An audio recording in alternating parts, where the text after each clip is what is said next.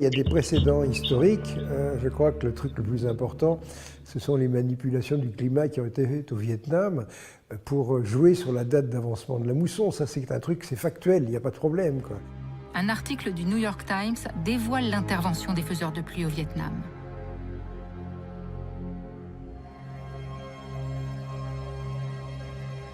Le Congrès nomme une commission d'enquête.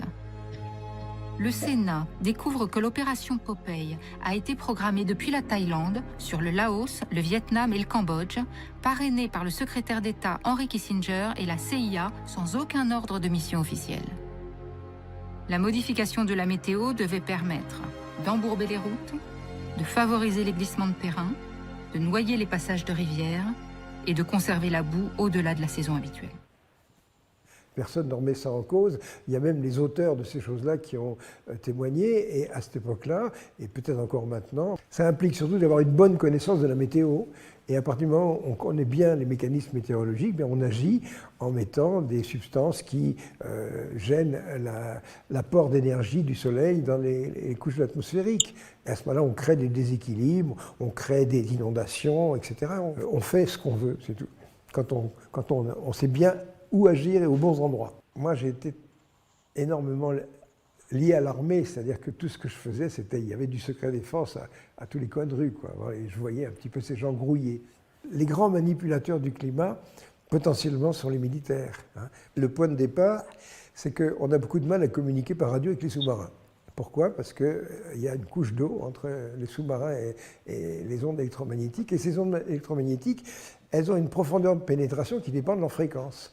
Et pour arriver à communiquer avec les sous-marins, il faut des très basses fréquences. Et les très basses fréquences, ça se fait des très grandes antennes. Alors par exemple, je crois qu'en France, on doit avoir une installation qui doit être sur un plateau au sud, où on voit des très très grandes antennes comme ça, qui permettent de faire ces très très basses fréquences, qui à ce moment-là arrivent à franchir les masses liquides et à toucher le sous-marin. Bon. Mais il y a une autre solution qui consistait à utiliser l'ionosphère. Alors l'ionosphère, c'est les couches de la haute atmosphère qui sont à 80 km d'altitude.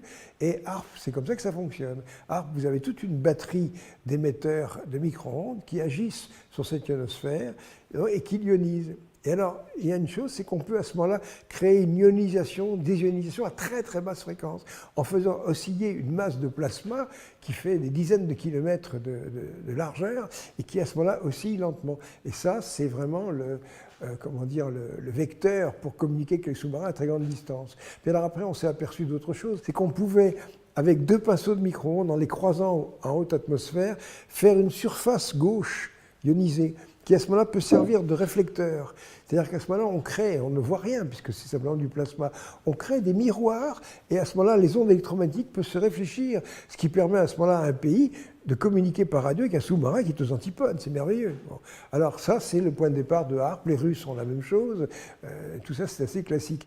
HAARP est décrit comme un outil d'énergie, propulsant des clusters d'électrons vers la haute atmosphère.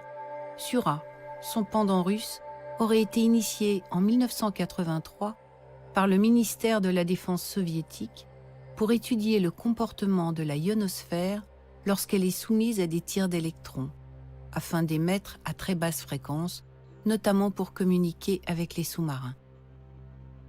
Tout comme HAARP, Sura est un champ immense d'antennes tournées vers le ciel, un envoi massif d'ondes courtes, expérimentation qui, au demeurant, augmenterait le phénomène des aurores boréales.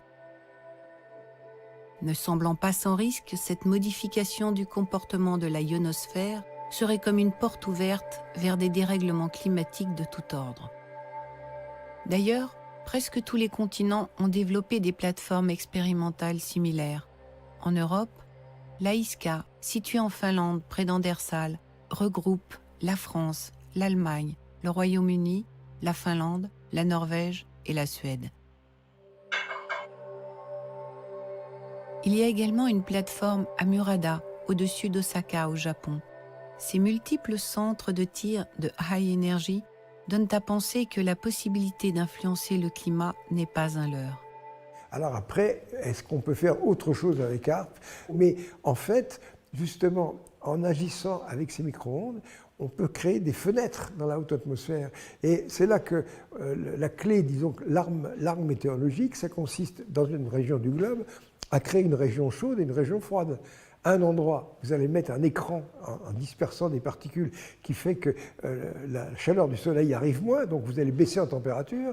Et de l'autre côté, au contraire, avec des micro-ondes, vous allez au contraire faire un trou dans la haute atmosphère. Et ce genre de choses-là, ce sont des armes qui vont mettre plusieurs jours à démarrer. C'est-à-dire que si on fait une chose comme ça, ça ne va pas être instantané. On n'appuie pas sur la détente, on dit boum, il va se passer ceci. Non, mais simplement en injectant de l'énergie, pas tellement d'un côté et en occultant de l'autre, ben on arrive à fabriquer ces différences de pression, différences de température. Puis à ce moment, il y a un règlement de compte terrible. À ce moment-là, on fait ces fameuses tempêtes, tout d'un coup, où il y a des vents. En occultant de l'autre, ben on arrive à fabriquer ces différences de pression, différences de température, puis à ce moment, il y a un règlement de compte terrible. À ce moment-là, on fait ces fameuses tempêtes, tout d'un coup, où il y a des vents à 200 km/h, on ne sait pas d'où ça sort. Et ça, on est capable de faire ça. Et ça, c'est expérimenté, à mon avis, c'est une certitude. Ben, les